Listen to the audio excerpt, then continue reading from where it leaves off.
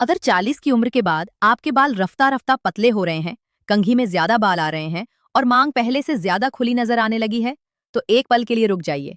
क्या ये सिर्फ उम्र का असर है या स्कैल्प पर कोई ऐसी चीज चल रही है जो बालों की जड़ों को धीरे धीरे कमजोर कर रही है?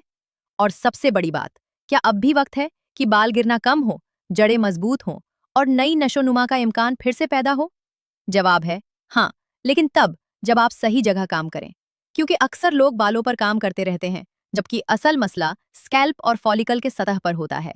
महंगे सीरम, बेमकसद ऑयलिंग, हर दूसरे दिन नया नुस्खा और बिना समझे कुछ भी लगाना, ये सब हेयर फॉल को रोकने के बजाय कभी कभी स्कैल्प को और ज्यादा तनाव दे देते हैं। बालों की जड़ों को जरूरत होती है सहारे की, सुकून की और ऐसी चीज की जो उन पर खामोशी से दबाव डालने वाले अवामिल को कम करे। इसीलिए आज बात सीधी होगी, छोटी होगी, लेकिन काम की होगी। मैं आपको कोई लंबा मेडिकल लेक्चर नहीं दूंगी, ना ही मुश्किल अल्फाज में उलझाऊंगी। बस इतना समझाऊंगी कि 40 के बाद बालों के पतलेपन को हल्के में क्यों नहीं लेना चाहिए। और फिर आपको 3 ऐसे कुदरती इंतखाब बताऊंगी जो इस मौजू के मुताबिक ज्यादा मुअस्सर, ज्यादा मजबूत और गर्मियों के लिए भी बेहतर हैं।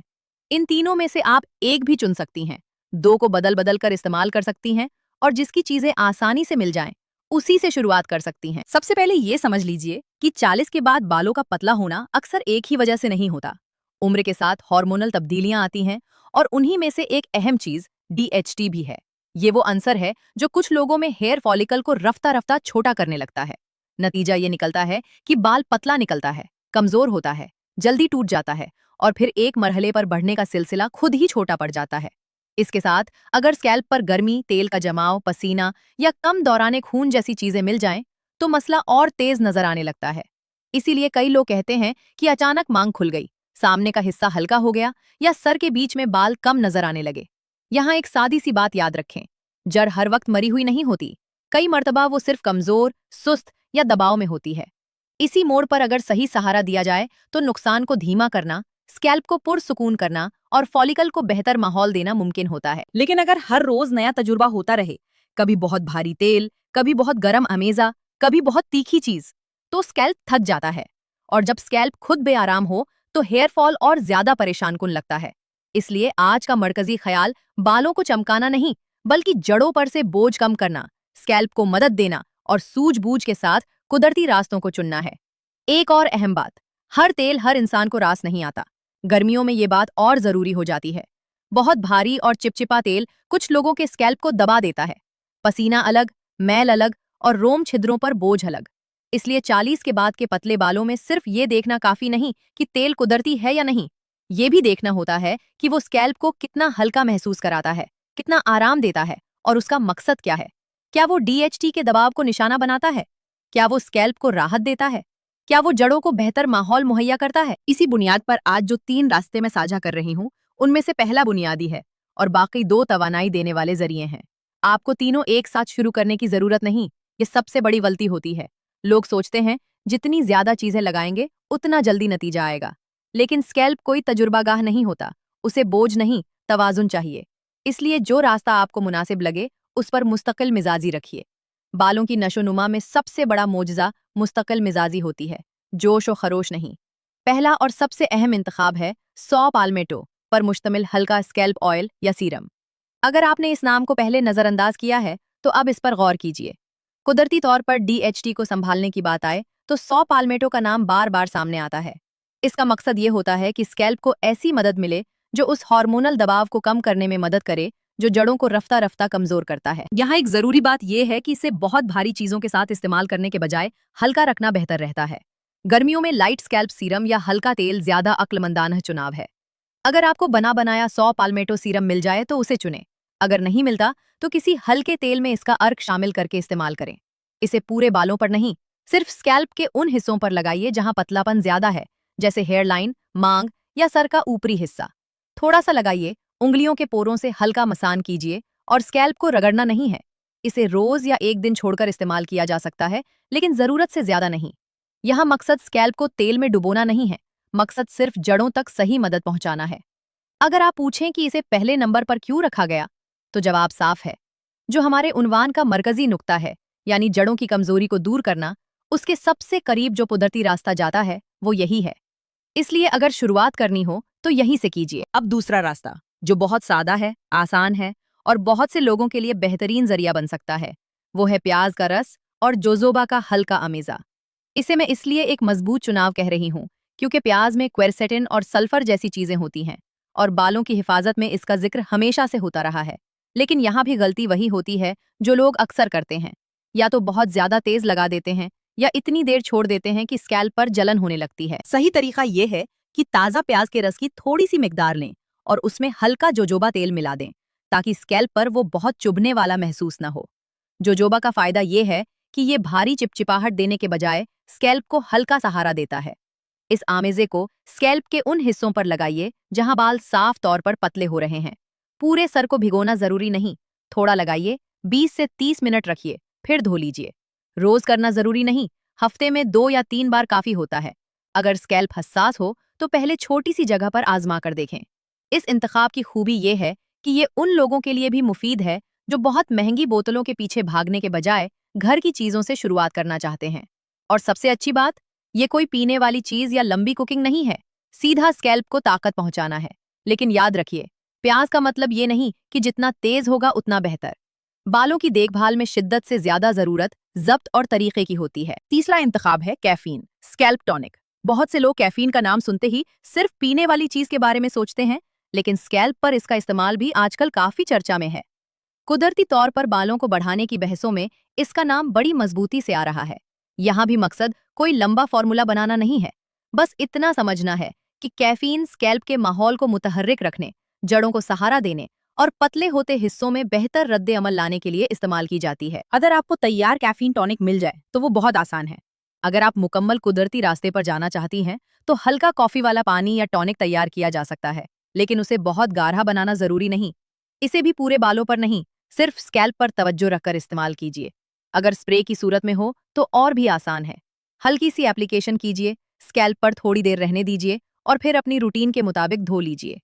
इस इंतखाब का सबसे बड़ा फायदा यह है कि ये गर्मियों में बहुत भारी महसूस नहीं होता।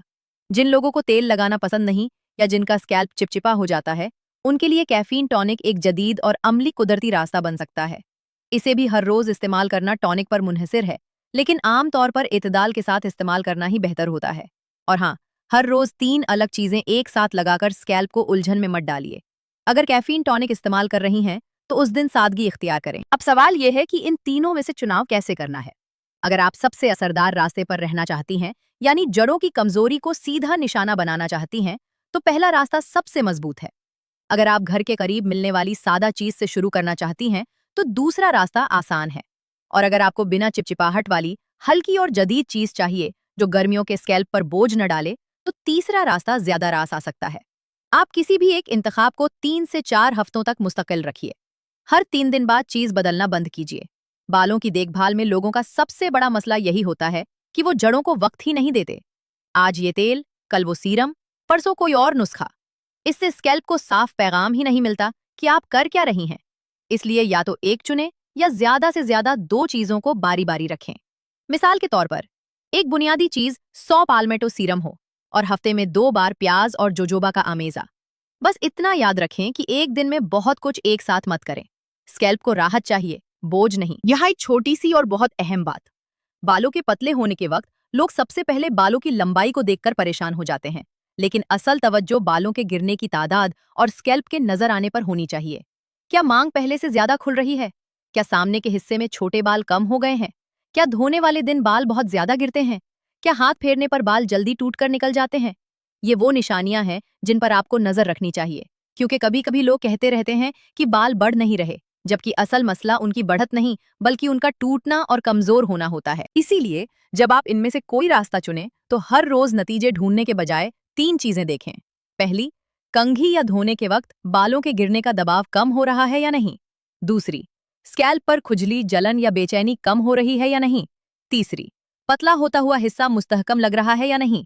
बालों की हिफाजत का पहला काम अक्सर नई लंबाई दिखाना नहीं होता, पहला काम गिरावट को धीमा करना होता है। जब गिरावट का दबाव कम होता है तभी बढ़ने को मौका मिलता है। इसलिए हर चीज को 2 हफ्ते में मोजज़ा ना समझें, लेकिन ये भी ना सोचें कि कुदरती सहारे का कोई फायदा ही नहीं। सही चीज, सही मिकदार, सही रूटीन और सब्र, यही असल फॉर्मूला है। अब एक और गलती जो लोग बहुत करते हैं वो है स्कैल्प को बहुत जोर से रगड़ना। उन्हें लगता है कि जितना सख्त मसान होगा उतना ज्यादा खून का बहाव होगा और उतना ज्यादा फायदा होगा। मगर पतले बालों में सख्त बर्ताव उल्टा नुकसान दे सकता है। जब बाल पहले ही खजोर हों तो उन पर ज्यादा जोर डालना, नाखूनों से खुरचना, गर्म तेल बहुत देर तक छोड़ना या बहुत कसकर जूड़ा या क्लिप लगाना, ये सब दबाव को और बढ़ा सकता है। इसलिए जो भी चीज इस्तेमाल करें उसे अदब से करें। स्कैल्प की तीमारदारी करनी है, उसे सजा नहीं देनी। इसी तरह बहुत ज्यादा हीट स्टाइलिंग, बार बार रंग लगाना और हर बार धोने के बाद जोर जोर से ब्रश करना भी पतलेपन को और नुमाया कर देता है। मैं यहाँ आपको कोई लंबी फहरिस्त नहीं दे रही, बस सीधी सी बात कह रही हूँ। अगर आप चाहती हैं कि जो भी नुस्खा आप इस्तेमाल करें वो कुछ काम करे, तो साथ में वो आदतें कम करें जो स्कैल्प और बालों को कमजोर कर रही हैं। कुदरती सहारा तभी अच्छा नतीजा देता है जब आप दूसरी तरफ से नुकसान का रास्ता थोड़ा सा बंद कर दें। गर्मियों के लिए एक खास बात याद रखें। गर्मियों में स्कैल्प पहले ही गर्मी और पसीने से गुजरता है, इसलिए इस मौसम में बहुत भारी, बहुत गर्म और बहुत देर तक छोड़ी हुई तेल की तरह हर किसी के लिए अक्लमंदाना चुनाव नहीं होती। इसीलिए मैंने आज जो रास्ते बताए हैं उनमें हल्की बनावट और स्कैल्प पर तवज्जो वाली सोच रखी है। यहाँ पूरे बालों को भिगोने वाली सोच को किनारे रखना होगा। उम्र बढ़ने के साथ बालों के पतलेपन में स्कैल्प की साइंस ज्यादा अहम होती है, सिर्फ बालों की चमक नहीं।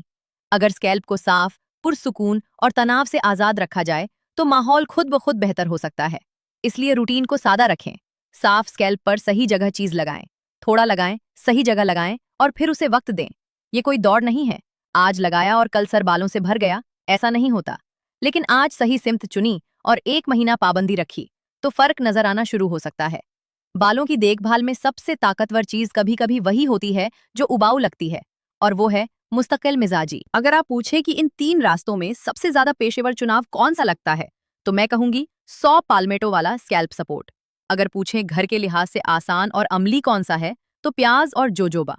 और अगर पूछें कि बिना तेल वाला और गर्मियों के लिए बेहतरीन कौन सा है, तो कैफीन टॉनिक।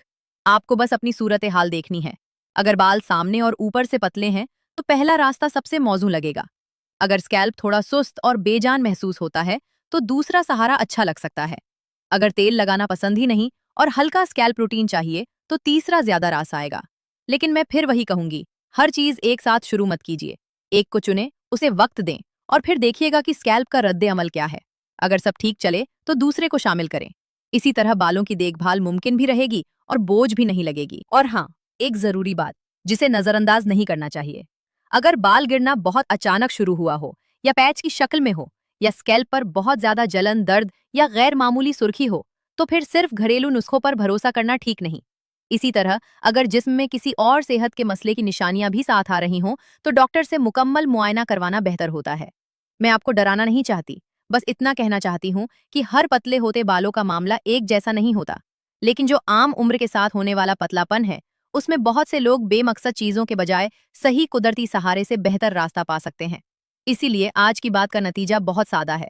बालों के पतलेपन को मामूली कहकर छोड़ मत दीजिए। हर तेल पर यकीन मत कीजिए। हर वायरल नुस्खे के पीछे मत भागिए। स्कैल्प को हल्का, पुरसुकून और ताकतवर रखिए।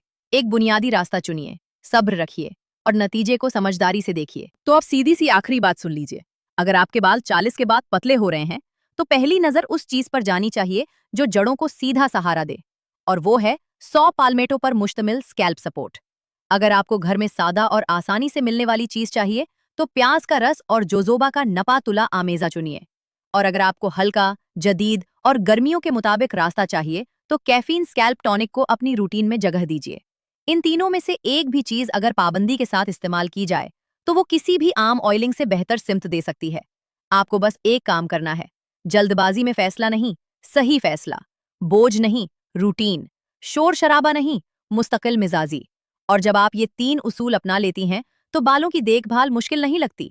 फिर आपको हर नई बोतल से उम्मीद नहीं लगानी पड़ती। आपको पता होता है कि